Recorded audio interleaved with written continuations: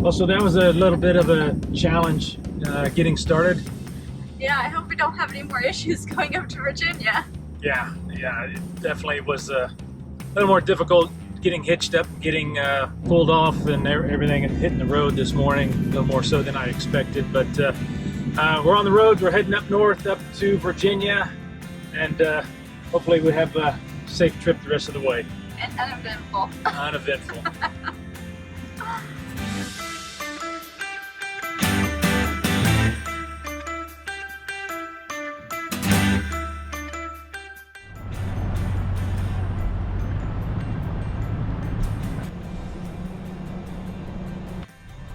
Okay. Road E right there. Go down there. Go down this way. We'll see 3. It's right there.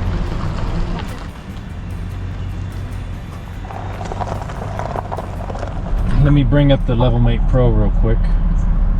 Am I out of the road yet? No, you're not. Okay, keep going farther. Yes.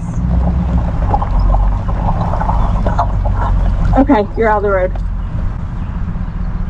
Okay. So we need about 1/2 inch on my side. So if you want to get one of the yellow blocks and stick it down, and all right, I was trying to see how much further you can go up forward. You can go forward a little bit further. Come forward a little bit further, please. Is it still 1/2 inch? Yes. Okay. So we need it. Let me grab a yellow block. Yep. You look good over there. You know what they say, teamwork makes the dream work. You want under the back or the front wheel? It doesn't matter. Put it under the front wheel.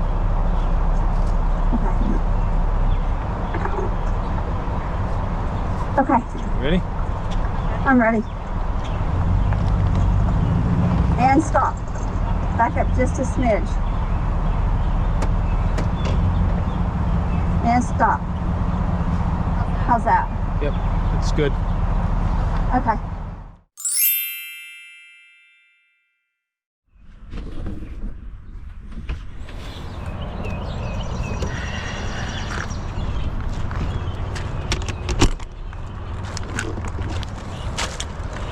Hey, good morning, guys.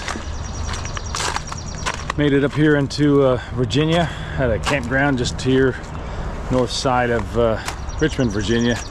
We're taking the Airstream in, dropping it off, getting some work done. But like I said yesterday when we were leaving home, ran into a little bit of problem.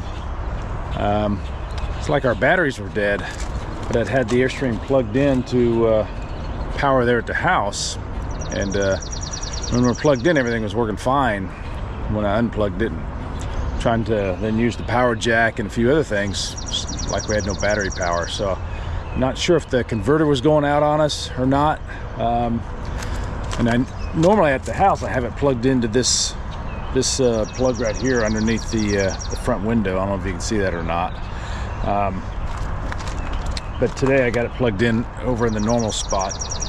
So I'm going to do a little bit of troubleshooting real quick. I'm just going to swap it back and forth to see if there's an issue with this plug right here, to see if that's preventing the converter from getting the 110 power. But other than that, everything's going well. Got some Canadian geese flying overhead, and this morning we'll be hitching up and heading over to drop off the Airstream to get a bit of work done, and then we'll just see what the rest of the day has and the rest of the week.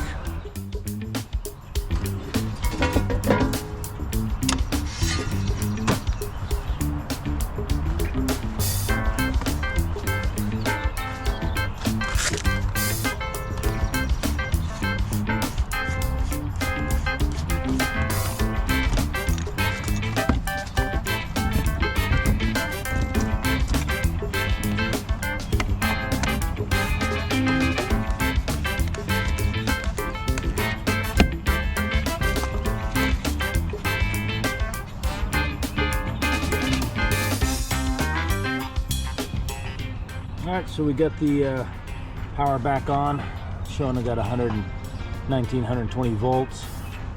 Everything's looking good. So we'll go inside, check it out, see if converter's working.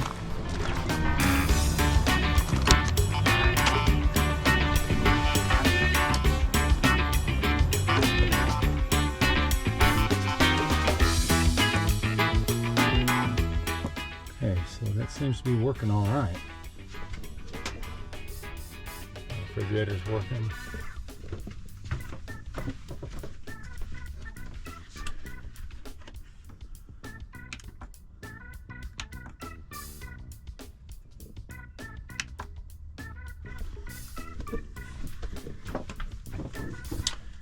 All right, well, so a little bit confused.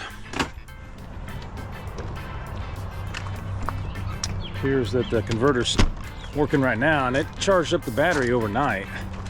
So we're reading about 13.4. Before I'd hooked up to power yesterday, I checked the battery, and it's right around 12.5 volts after towing all day. So that got recharged from the tow vehicle through the 7-way pin.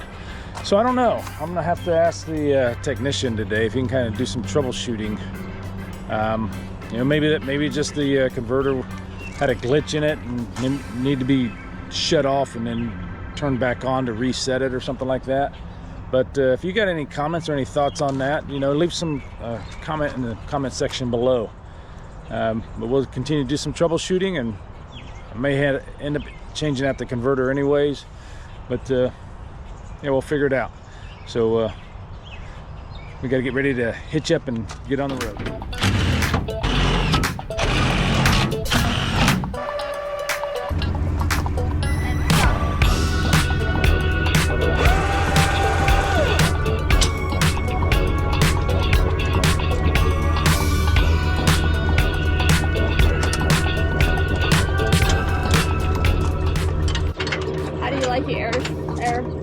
Hitch.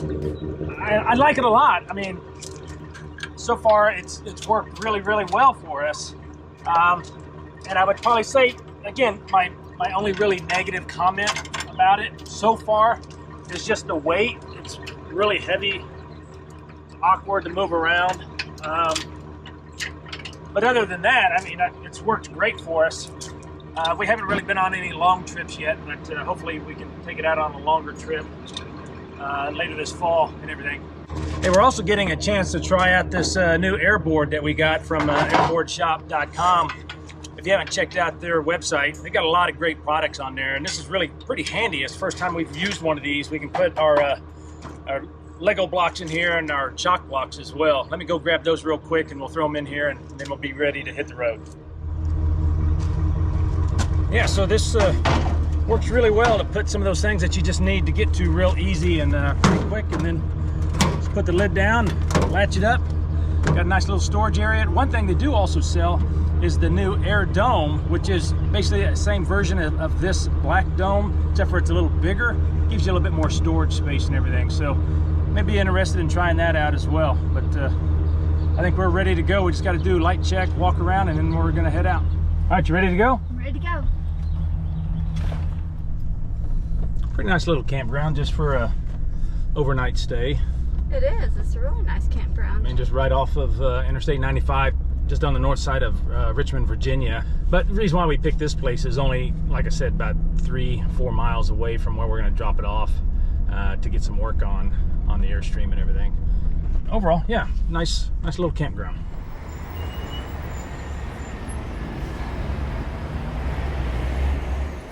All right, so we got the Airstream dropped off over here. You can see here behind me, got it backed in, got it dropped off, talked with the technician. He's gonna go ahead and start doing some of the initial work on it. If you guys haven't been following the channel, you know what Lisa and I are having work done on the Airstream is we got some initial signs of front end separation. So we wanted to go ahead and get some kind of preventive work done on it to reinforce that front end bay and put in some additional structural support in there so we don't have any other issues in the front. Also had a few other things that came up on the Airstream, and since we're here, I figured I'd just go ahead and have him do the work. Just a little bit easier than me trying to do it myself. But yeah, we're gonna go grab some something to eat and go check into the hotel, and we'll keep you guys updated. Jump into the car on a Friday night, I wanna drive with you. All right, so we got a little bit of time before we can check into the hotel and everything, but You know, one thing I haven't done yet is told everybody, look who's back. Lisa's back. She hasn't been around for a while. I have not. She was out with her mother as her mother was going through some medical procedures and everything. Are you glad to be home? I'm very glad to be home. Yeah, and we did want to say thank you to everybody that commented on the videos and sent us well wishes and everything to and prayers for Lisa's mom and everything. She's doing much better. She's home recovering. Still got a ways to go, but Yes, I'm definitely glad to have Lisa home. It was turning into a bachelor pad at the house, so she needed to help me get everything kind of straightened back up. But I think we're gonna go maybe grab a early lunch or something like that. Walk around Ashland, Virginia, until we can get checked into the hotel, and then we'll give you some more updates on things that are going on in our life and some future travel plans we got going on. So what do you think? I think that's a good idea. All right, so let's go grab us a bite to eat. No, there ain't nobody like, there ain't nobody like. So lucky to be yours. Are you ready? Can you take me high? I think so. Ain't nobody like you. I'm not coming down. That was kind of interesting. We were just driving around through the town here and saw a sign that said "to the set," and I was like, "The set? Go check that out." So actually, if you look back here behind me, you can see all of these like equipment trucks, and they were using this. They're filming a movie here in Ashland. NBC, I guess Universal Studios or somebody like that, filming a movie called Atlantis. So it's kind of interesting. See a little bit of the set going on. Couldn't get too close. Didn't see any big stars or anything, but Lisa was a little too afraid to get that close. He's afraid to get run off, but yeah, it was interesting.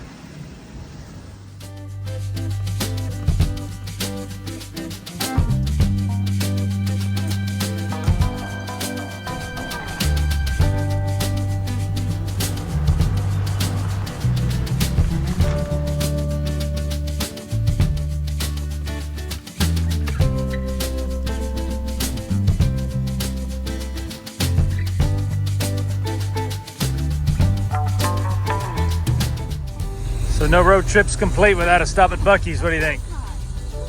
I come in here and get you a little bit of barbecue. Barbecue, yes.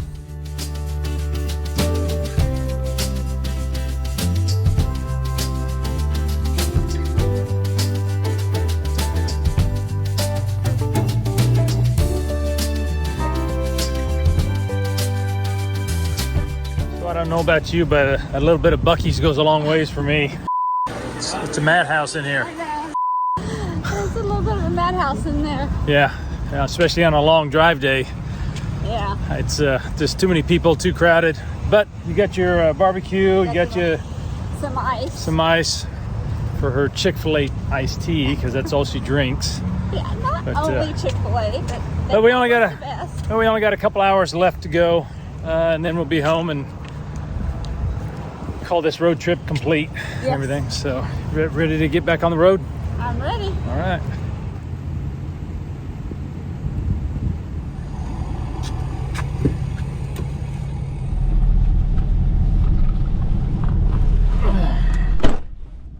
I'm getting a refill of iced tea. Yeah. Hope you had enough to make it the next couple hours. Maybe.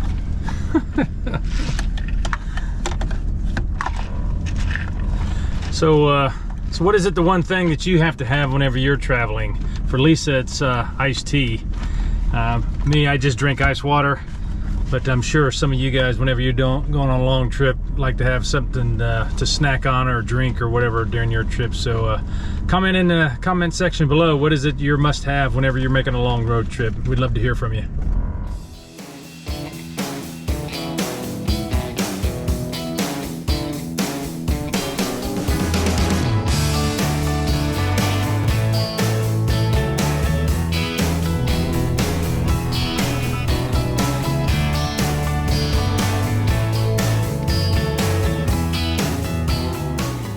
Lisa's gonna walk up there to the pole barn. I'm gonna swing around and come in through the back driveway, and we'll be parked and call it a day.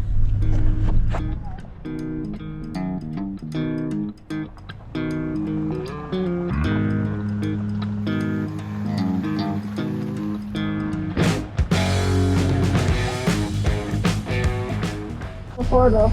Keep going.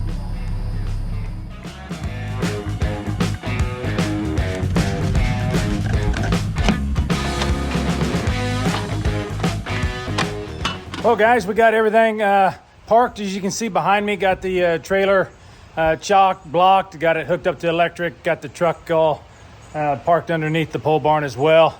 Just in time. It looks like it's just starting to rain again, so I think we're gonna stop for today, and then we'll pick up and talk with you guys some more tomorrow and kind of tell you a little bit more about some of the repairs we had done to the Airstream. So we'll see you guys in the morning. 5 minutes later.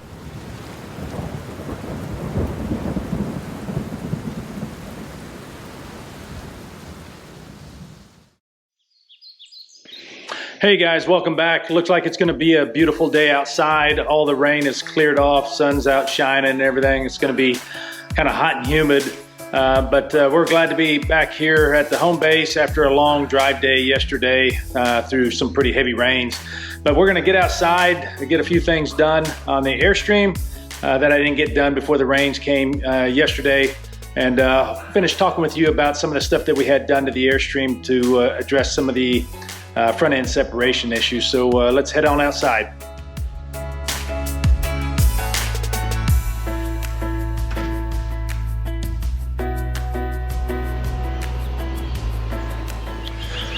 So if you've been following along with the channel, you probably know that I've been talking about front end separation and some of the signs that we've seen on our Airstream. And today I just wanted to kind of share with you, a little bit of what we've done to prevent front end separation on our Airstream. In the past, I've kind of talked about and shown on our Airstream, which is a 2017 27-foot International that has that front storage compartment bay on our Airstream. And if you're familiar with Airstreams, and especially this model or any of the models that have those front storage bay doors, you know that they're susceptible to front end separation. Again, a lot of theories on what can cause front end separation. I'm not an expert, I'm not an engineer. I'll leave that up to you to make your determination on what you think the cause is. I have my own opinions, and I'll kind of share some of those with you of what I think it is. But what Lisa and I decided to do was to take kind of preventive measures and go ahead and have some preventive repairs done to the Airstream to prevent any potential front end separation issues that we could experience in our Airstream, and dropped it off with a gentleman, DJ Mastin. So DJ's a former Airstream technician, started his own business, great guy, did some fantastic work for us, highly recommended to us from a good friend of mine, John Leake. If you're familiar with Alumalina, he's the gentleman who plans, coordinates, and puts on Alumalina every year. DJ came highly recommended. But I'll walk you up here to the front of the Airstream so you can kind of see what we've done and everything, and really happy with the outcome. So as you can see here behind me, I got the Airstream, and you can probably see back down here where we've got the front bay door. And as I'd mentioned, we had started seeing some initial signs of potential front end separation. So we went ahead and took some proactive measures to get that reinforced. And I kind of looked at it as, if I bought a house and I knew there were some potential foundation issues, I wouldn't wait until there was damage to my house. I'd go ahead and have somebody come in and reinforce the foundation. That was really the mindset that Lisa and I had when we decided to go ahead and have some preventive repairs done on our Airstream. And really what that involved was taking it up to DJ. He assessed the problem and then decided what we needed to do to get the repairs, which really involved with removing this front bay door and some of those other components, and then putting some reinforcing brackets in there on some of the ribs of the Airstream. Now, if you're familiar with front end separation, there's 100 different videos on YouTube that explain what it is and the process of repair. Our Flying Cloud has what's called front end separation, and it's at the point where it must be repaired. In this video, you'll learn what it is, what causes it, and how to correct it. But as DJ said, and I'm sure every Airstream technician will tell you, there's no cookie cutter repair for any Airstream. You have to really assess what that Airstream needs and then make the appropriate repairs and fixes for it. He did the whole job in about 2 days at a very reasonable price, I thought. But I think it's also because we went ahead and made the repairs before they became too extensive. If we would have waited a year or two and then started having more damage to the front end of our Airstream, then our repair costs probably would have been significantly higher, just because it would have required more labor, more material to make the appropriate repairs. Very happy with the repairs that we got done in combination with using the AirSafe hitch. We're very confident that we should not have any further issues with any type of front end separation moving forward. That was the main reason why we went up to Virginia to get the Airstream worked on, but while we were there, we also had some other things taken care of since it was in the shop. One of the repairs that we did when we began our trip, we had some problems with a dead battery, which really surprised me. I couldn't understand why our battery had went dead seemingly overnight. You know, even though we were hooked up to our 30 amp shore power, our battery was completely dead.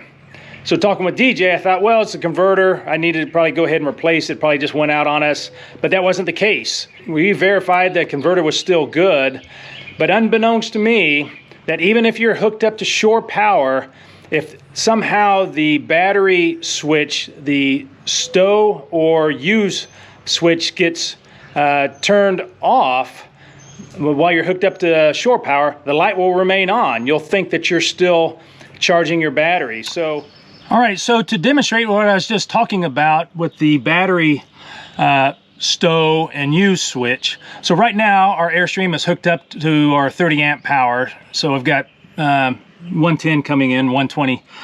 But if you push this into the storage position, just like that, the light remains on. So right now, I've effectively turned off my converter from being able to charge my battery. If I don't know that, then over time, the battery will be drained and you'll have a dead battery. And that's because, you know, some devices in here are still connected to that battery directly, such as your gas detector that you have in your Airstream. So you got to turn it back on to make sure that the converter is going to continue charging the battery or keeping the batteries charged. Now, if I disconnect the 30 amp power, and I'll do that here right now, if you just give me a second. Okay, so I went ahead and disconnected the 30 amp power from the Airstream. So what if I go ahead and put it in stow now, or in storage, you see how the light went off. So now I have disconnected the battery and the converter and everything. So that's how I believe that we ended up draining our battery, was somehow this had inadvertently been turned off when we were hooked up to shore power. But because the light stayed on, we didn't know that. So when we were getting ready to hitch up to head up to Virginia, we had a dead battery. And I thought it was a converter, but it wasn't that. Now, this is something that I don't believe applies to all Airstream models, but it does apply to 2017 models. So just be aware, if you have probably a later model, this may be something that you need to be aware of as well. But we'll go ahead and turn that on, get it hooked back up to 30 amp power.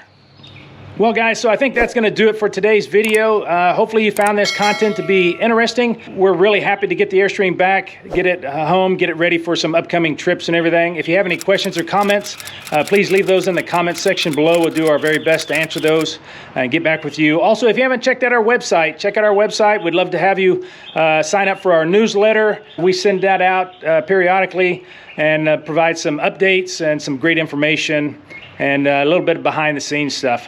If we don't hear from you, hopefully we'll see you down the road, and safe travels and happy camping.